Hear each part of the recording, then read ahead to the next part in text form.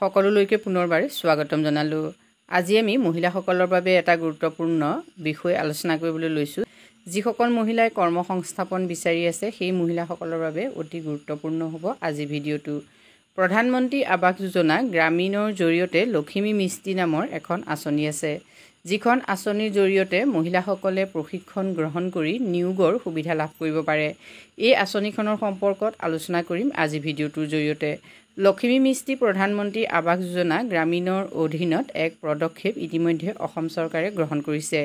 এই পদক্ষেপৰ অধীনত মহিলাসকলক বিশেষকৈ PMAYG আঁচনিৰ হিতাধিকাৰীক ৰাজমিস্ত্ৰীৰ কাম, টাইলছ ফিটিঙৰ প্ৰশিক্ষণ ইত্যাদি প্ৰদান কৰা হ'ব।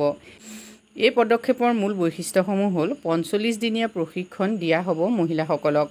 প্ৰশিক্ষণৰ সময়ছোৱাৰ বাবে দৈনিক মজুৰি তেখেতসকলে লাভ কৰিব 500 টকাকৈ।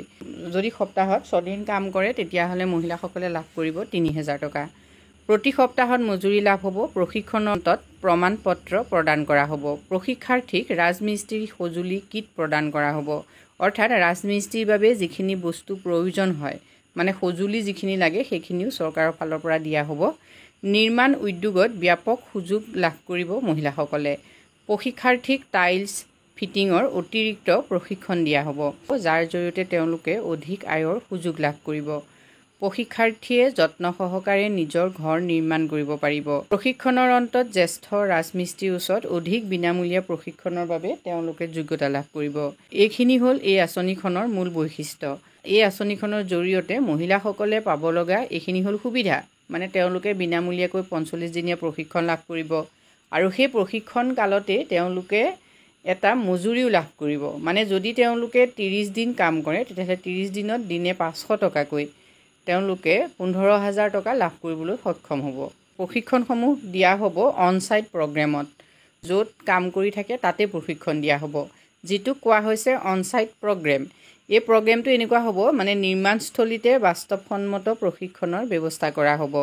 গ্ৰামীণ বিকাশ মন্ত্ৰালয়ৰ দ্বাৰা নিৰ্ধাৰিত কোৱালিফিকেশ্যন পেকৰ ইয়াত অনুকৰণ কৰা হ'ব। ৰাজ্য অনুযায়ী PMAYG ডিজাইনৰ সংযোগ ঘটোৱা হৈছে।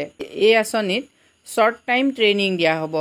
এই শ্বৰ্ট টাইম ট্ৰেইনিং প্ৰচেছটো কেনেকুৱা সেই সম্পৰ্কত আপোনালোকে জানি লওক। গ্ৰাম্যাঞ্চলৰ অনভিজ্ঞ শ্ৰমিকক প্ৰশিক্ষণ প্ৰদানেৰে দক্ষ কৰা হ'ব। শ্ৰমিকৰ দক্ষতা বৃদ্ধি কৰি নেশ্যনেল স্কিল কোৱালিফিকেশ্যন ফ্ৰেমৱৰ্কৰ সমকক্ষ কৰা হ'ব আৰু সফল মূল্যাংকনৰ দ্বাৰা লেভেল 4ৰ প্ৰমাণপত্ৰ প্ৰদান কৰা হ'ব। এইখিনি হ'ল STT মোডৰ মূল কথা। যদি আপোনালোকে প্ৰধানমন্ত্ৰী আৱাস যোজনাৰ ঘৰ ইতিমধ্যে লাভ কৰিছে আৰু এই ঘৰ বনাবৰ বাবে যদি আপোনালোকে প্ৰশিক্ষণ ল'ব বিচাৰে বা আপোনালোকৰ নাম যদি প্ৰধানমন্ত্ৰী আৱাস যোজনা আঁচনিৰ অধীনত আহিছে বা নাম যদি অহাও নাই, আপুনি যদি গ্ৰামীণ মহিলা, যদি আপুনি এনেধৰণৰ কাম কৰি নিজৰ দক্ষতা বৃদ্ধি কৰাৰ লগতে উপাৰ্জনক্ষম হ'ব বিচাৰে তেতিয়াহ'লে আপোনালোকে এই আঁচনিৰ সুবিধা পাবৰ বাবে ক'ত খবৰ কৰিব? যিহেতু পঞ্চায়ত আৰু গ্ৰাম্য উন্নয়ন বিভাগৰ দ্বাৰা এই আঁচনি আৰম্ভ কৰা হ'ব, গতিকে আপোনালোকে আপোনালোকৰ ওচৰৰ ব্লকত পঞ্চায়তত খবৰ কৰক। খণ্ড উন্নয়ন বিষয়াৰ লগতো আপোনালোকে যোগাযোগ কৰিব পাৰে। আজি ভিডিঅ'টোৰ জৰিয়তে আমি আপোনালোকৰ বাবে এইখিনি কথা আলোচনা কৰিছোঁ। যদি ভিডিঅ'টোৰ দ্বাৰা আপোনালোক উপকৃত হৈছে তেতিয়াহ'লে কমেণ্ট কৰি জনাব। আজিলৈ ইমানেই, ধন্যবাদ।